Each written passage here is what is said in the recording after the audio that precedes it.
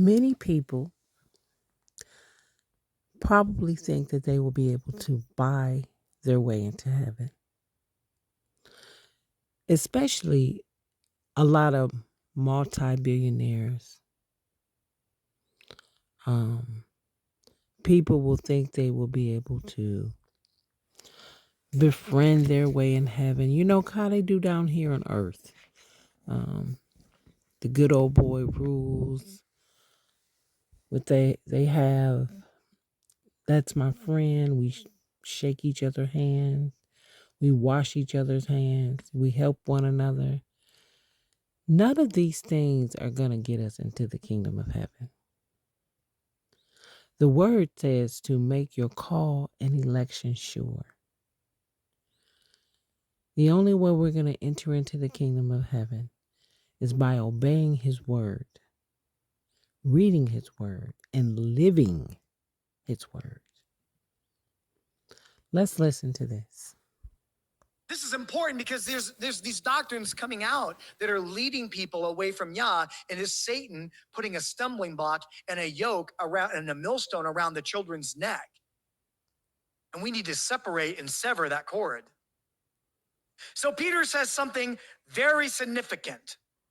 Pray to Yahweh. He's telling who to pray. Simon. Simon, I'm telling you, you better go repent and you better pray to Yahweh, for what you just uttered was wickedness. Did Simon think that it was wickedness? No, Simon did not think it was wickedness. Simon thought it was a legitimate request.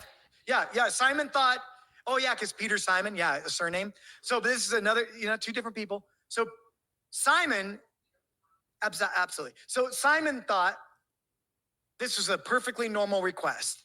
And if it was to be declined, it should just be declined like, oh no, Simon, that's not the way it works. But Peter just goes in on Simon, doesn't he? Full rebuke. Because Peter knows the ramifications and the domino effect this can have in the saints' walk of salvation. Walk of salvation. He says, pray to Yahweh, Simon, that if possible. Wow, that should be a word that flies off that page like it was on neon lights. If the intent of your heart may be forgiven you, for I see that you are in the gall, like that stomach acid, in the bitterness, and in the bond of iniquity, lawlessness. Now, do you think Simon kept the feast days, yes or no? Yeah, absolutely. Do you think he ate kosher, clean? Yeah, absolutely, right? Think he kept Shabbat? Oh, yeah. Do you think he comes and worships Yahweh? Well, obviously, he's the president and he's there. But he says, you're working lawlessness and you're caught in the bond of it.